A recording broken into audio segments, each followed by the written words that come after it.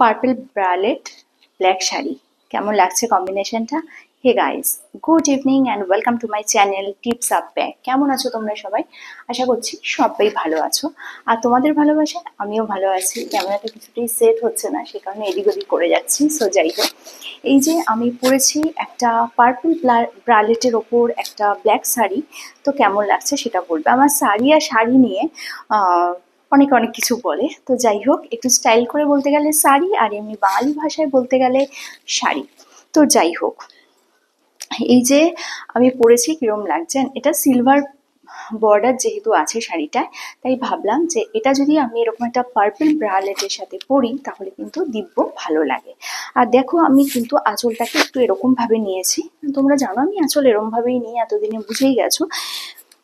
আবারও বলে দিই কেন নেই, আমাদের মতো যাদের শর্ট হাইট তারা ওই টিপিক্যাল ভাবে আঁচল নিলে কি হয়, প্রবলেম অনেক রকম হয়। তাতে করে আরো বেশি বাল্কি লাগে, আরো বেশি শর্ট লাগে। আর আঁচলটা এরকম ভাবে নিলে যে কোনো ব্লাউজের সাথে বা ব্রালেটের সাথে তাতে কিন্তু অনেক বেশি স্মার্ট লাগে দেখতে। আরও একটা কথা বলি, যে বাঙালিদের কিছু সমস্যা আছে, সকালের ব্রেকফাস্ট, দুপুরের লাঞ্চ, রাত্রের ডিনার, ঠিক আছে? সো সেরকম বললাম যে টিপিক্যালি।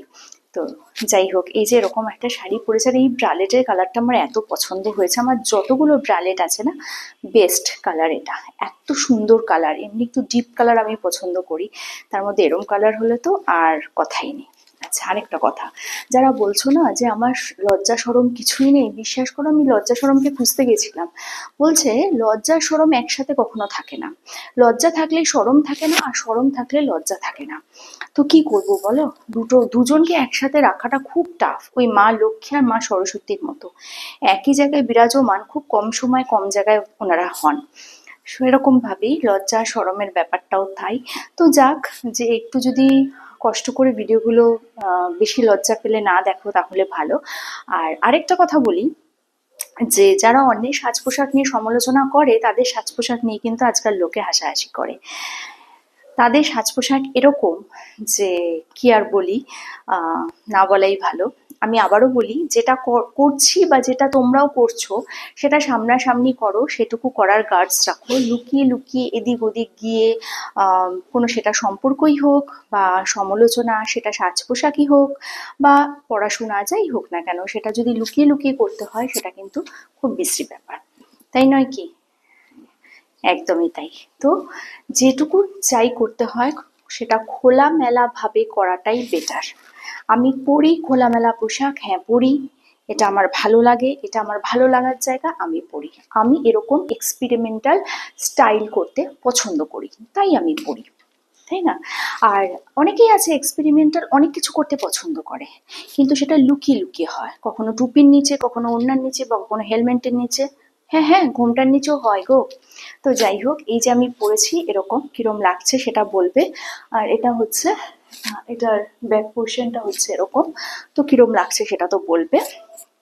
আর একটা কথা বলি, সেটা হলো যে এই যে যখনই এরকম ড্রেস পরবে, যদি মনে হয় খুব খারাপ লাগছে, যে ড্রেসটা পরতে একদম মানে ভীষণ বাজে লাগছে, কমফোর্টেবল ফিল তোমরা করছো না, এর ওপরে শ্রাগ জ্যাকেট বা অন্য কিছুও নিয়ে নিতে পারো। আর হ্যাঁ, এর আগেও তোমাদের বলেছি, আবারও বলছি, জ্যাকেটের হাত না ঢুকিয়ে জ্যাকেটটা খুলে পিঠের পেছন দিয়ে ফেলে রাখতে পারো, তাতেও কিন্তু বেশ ভালো লাগবে। আর যদি মনে হয় যে না, এটাতেই আমি কমফোর্টেবল, এটাতে আমি কনফিডেন্ট, তাহলে কিন্তু এরমভাবেই বেরিয়ে যাওয়া যেতে পারে। আবারও বলছি যে সাজটা যার যার ব্যক্তিগত ব্যাপার, কে কিভাবে সাজবে আর কে কিভাবে কাকে সাজাবে সেটা তার উপর ডিপেন্ড করে। দুজন বিউটিশিয়ানের সাজানো যেমন একরকম হয় না, দুজন মানুষের সাজটাও একরকম হয় না। সো কালকে আসবে একটা নতুন ভিডিও নিয়ে, ততক্ষণ তোমরা সাবধানে থেকো, ভালো থেকো, সুস্থ থেকো, আর লোকের সমালোচনা না করে নিজের সমালোচনা করো।